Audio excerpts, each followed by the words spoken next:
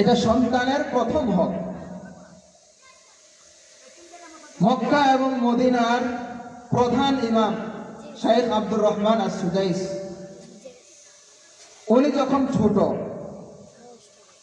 এই আব্দুর রহমান আস-সুদাইসের বাড়ি মক্কাতেও না মদিনাতেও না, ওনার বাড়ি হলো সুদূর দাম্মাম শহরে। হযরত আব্দুর রহমান আস-সুদাইস এর বয়স যখন 6 বছর, ওনার মা ওনাকে নিয়ে মক্কায় আসলেন কাবা তাওয়াফ করার জন্য।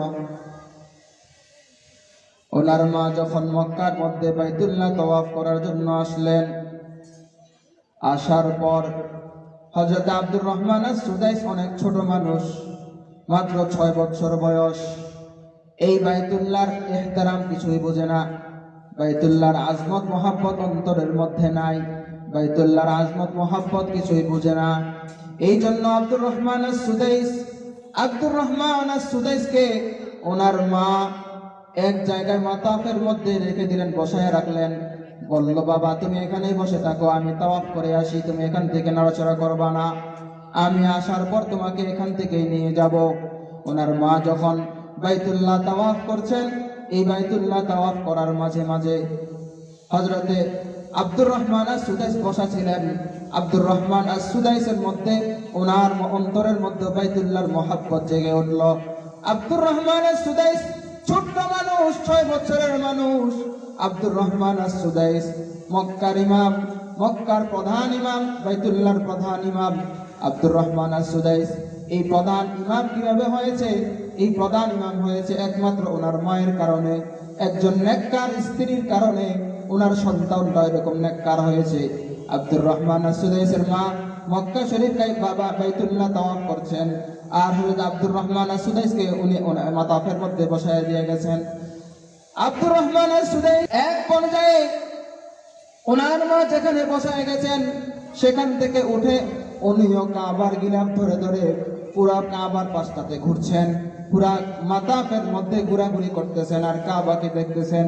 হায়রে, জীবনে কত ঘর বাড়ি দেখলাম, জীবনে কত বিল্ডিং দেখলাম, কত ঘর দেখলাম, কত কাঁচা পাকা কত ধরনের বাড়ি দেখলাম, কিন্তু এই বাইতুল্লাহর মতো এত সুন্দর ঘর, এই বাইতুল্লাহর মতো এত সুন্দর বাড়ি আর কখনো দেখি নাই।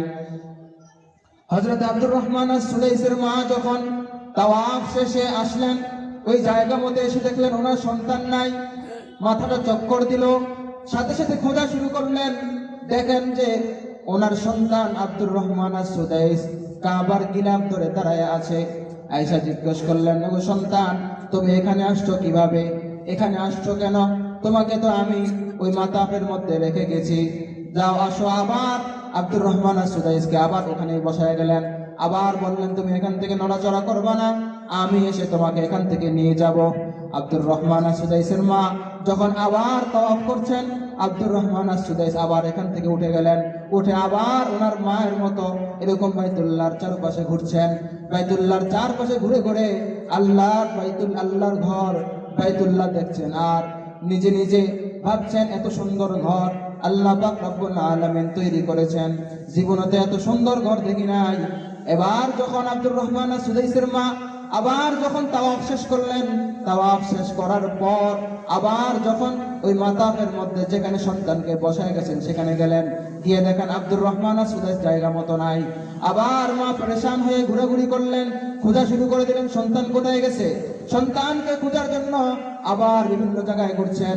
ঘোরার পর হযরত আব্দুর রহমান আস-সুদাইসের মা এক জায়গায় আবার ওনাকে পেয়ে গেলেন, জিজ্ঞাসা করলেন, ওগো সন্তান, তুমি এখানে আসছো কেন? তুমি তো ছোট মানুষ, এই বাইতুল্লাহর মহব্বত তুমি বুঝো না, এই বাইতুল্লাহর আজমত মহব্বত তোমার মধ্যে নাই, বাইতুল্লাহর ইহতিরাম তুমি বুঝো না, তুমি কেন আসছো? হযরত আব্দুর রহমান মাকে ডাক দিয়ে বলে, মা, জীবনে কত বাড়ি ঘর দেখছি, কত সুন্দর ঘর বাড়ি দেখেছি, কিন্তু এই বাইতুল্লাহর মতো এত সুন্দর ঘর আর জিন্দেগিতেও আমি দেখি নাই। হযরত আব্দুর রহমান আস-সুদাইসকে যখন সাংবাদিকরা জিজ্ঞেস করলো, 37 বছর যাবত আপনি কাবার ইমাম, আপনি এত বড় মর্যাদা আল্লাহ পাক রব্বুল আলামিন আপনাকে কিভাবে দিল? কি এমন যোগ্যতা আছে আপনার, আপনি কাবার ইমাম? হযরত আব্দুর রহমান আস-সুদাইস বলেন, এই কামালিয়ত আমার না, বরং এই কামালিয়ত হলো আমার মায়ের। আমার মা ওই দিন কাবার গিলাফ ধরে, এক হাতে কাবার গিলাফ ধরে আর এক হাতে আমার মাথার উপরে হাতটা রেখে দোয়া করেছেন, আল্লাহ আমার ঘর মদিনাতেও না, মক্কাতেও না, আয় আল্লাহ তোমার নবীর দেশেও না, আয় আল্লাহ তোমার নবীর শহরের মধ্যেও আমার ঘর বাড়ি নাই, আয় আল্লাহ মক্কাতেও আমার ঘর না, বরং সুদূর দাম্মাম শহর থেকে আসছি। আয় আল্লাহ তুমি তোমার বান্দি, এ আল্লাহ তুমি তোমার বান্দির একটা দোয়াকে তুমি কবুল করো। আয় আল্লাহ তুমি মায়েদের দোয়াকে কবুল করো। আমি মা হিসাবে আব্দুর রহমান সুদাইসির জন্য একটা দোয়া করছি, এই দোয়াটাকে তুমি আল্লাহ মঞ্জুর করে নাও।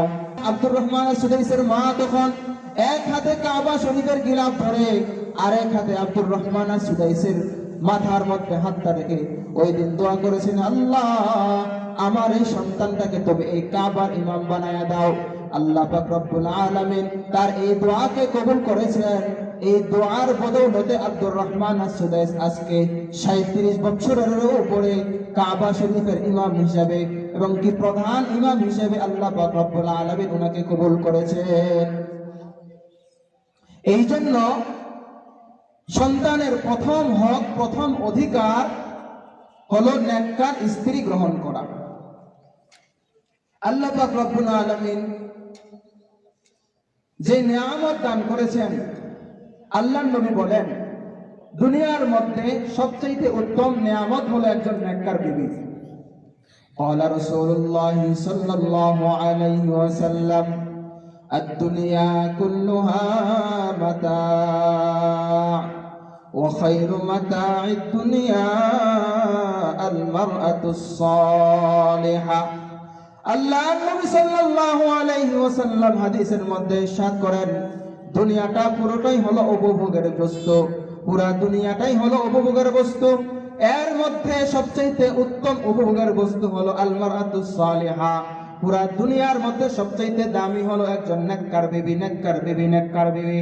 এই জন্য আমার সন্তানের প্রথম অধিকার, আমার সন্তানের প্রথম হক হলো একজন নেককার স্ত্রী হিসাবে, আমাকে নেককার স্ত্রী হিসাবে তৈরি করে নেওয়া, আমি বাবা হিসেবে একজন নেককার স্ত্রী গ্রহণ করা। আমার ছেলে সন্তানের জন্য যদি পুত্রবধূ আনি, তখন আমার ওই পুত্রবধূকেও নেককার হিসেবে গ্রহণ করা, একজন নেককার পুত্রবধূ গ্রহণ করা। আমি যদি আমার এই অধিকারটাকে আদায় করতে পারি, তাহলে আশা করা যায় আমার সন্তানও আমার অধিকার রক্ষা করবে।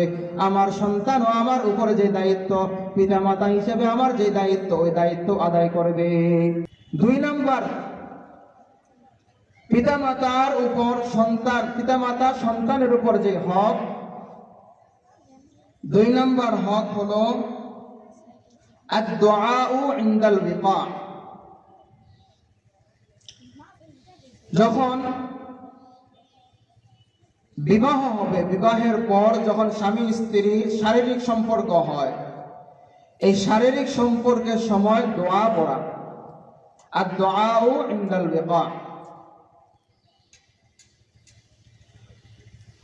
বুখারী শরীফের 140 নম্বর হাদিস, হযরত আব্দুল্লাহ ইবনে আব্বাস রাদিয়াল্লাহু তাআলা আনহু riwayat করেন, عن ابن عباس رضي الله تعالى عنهما يبلغ به النبي صلى الله عليه وسلم قال لو أن أحدكم إذا أتى أهله قال بسم الله اللهم جنبنا الشيطان وجنب الشيطان ما رزقتنا فقضي بينهما ولد لم يضره شيطان।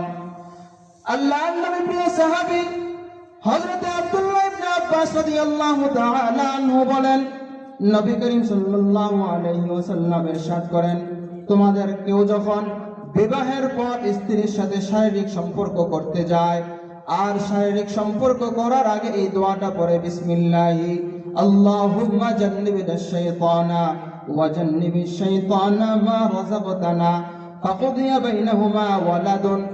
এই দোয়া পড়ার কারণে ওই শারীরিক সম্পর্কের মাধ্যমে যদি কোনো সন্তান আল্লাহ পাক রব্বুল আলামিন ফয়সালা করে দেন, এই দোয়া পড়ার বরকতে আল্লাহ পাক রব্বুল আলামিন ফাকুদিয়া বাইনাহুমা ওয়ালাদুন লাম ইয়াদুররহু শাইতান, ওই শয়তান ওই পিতামাতার ওই যে সন্তান, ওই পিতামাতার যে মিলনের সময় ওই সন্তান তার কোনো ক্ষতি করতে পারবে না।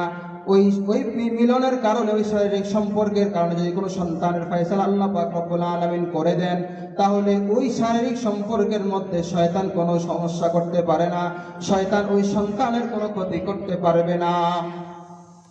তাহলে একটা মাত্র দোয়া না পড়ার কারণে আমি আমার সন্তানকে শয়তান যাতে তার উপরে আক্রমণ করতে পারে, এজন্য আমি দোয়া না পড়ার কারণে আমি শয়তানকে সহযোগিতা করলাম। তাহলে আমি যদি তার জন্মের আগেই তাকে শয়তানের ধোঁকার মধ্যে ফেলে দেই, শয়তান যাতে তাকে ক্ষতিগ্রস্ত করতে পারে, এজন্য আমি সহযোগিতা করি, তাহলে আমি পিতামাতা হিসেবে আমি আমার সন্তানের যে হক, আমার সন্তানের যে অধিকার, এই অধিকার আমি রক্ষা করলাম না। এজন্য এই দোয়াটা একদমই সহজ।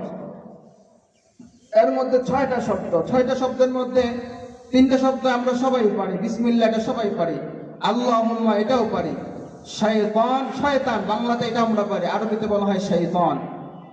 তাহলে বিসমিল্লাহ, আল্লাহুম্মা, শয়তান এগুলো পারি। আর 3টা শব্দ, জান্নিবনা এটা একটা শব্দ, ওয়াজান্নিব আরেকটা শব্দ, মা রাযাকাতানা এই 3টা শব্দ। তো আমরা যদি এই পুরো দোয়াটা একদিন 3 ভাগে ভাগ করে 3 দিনে মিলেও শিখি, তাহলে এই দোয়াটা আমাদের শিখা হয়ে যাবে। আমাদের তো অনেকের এমন বয়স হয়ে গিয়েছে, 50 থেকে 60 বছর চলে গিয়েছে, আমাদের এক একজনের 5-6টা করে সন্তান আছে, কিন্তু আমরা এই যে একটা হক, সন্তানের হক, এই হকটা আমরা আদায় করেছি কিনা বা এই দোয়াটা আমরা জানি কিনা সন্দেহ আছে।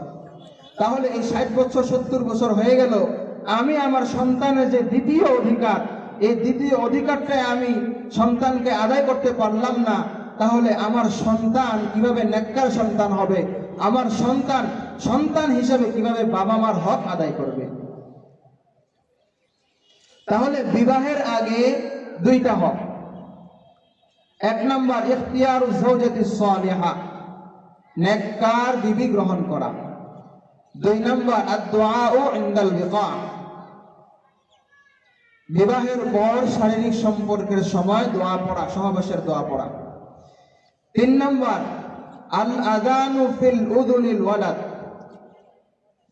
সন্তান যখন ভূমিষ্ঠ হবে, এই সন্তান ভূমিষ্ঠ হওয়ার পর তার ডান কানে আজান, বাম কানে ইকামত দেওয়া, এটা সন্তানের অধিকার। আমি যদি আমার সন্তানের এই অধিকারকে বাস্তবায়ন না করি, তাহলে সন্তান আমার অধিকার রক্ষা করবে না, সন্তান আমার খেদমত করবে না। এজন্য সন্তান থেকে যদি আমি আমার অধিকারকে আদায় করতে চাই, তাহলে সন্তানের অধিকার আমার আদায় করতেই হবে। পিতামাতার চাইতে সন্তানের অধিকারটা বেশি। আমার কাছে পিতামাতার চাইতে সন্তানের অধিকারটা বেশি মনে হয়। কেন?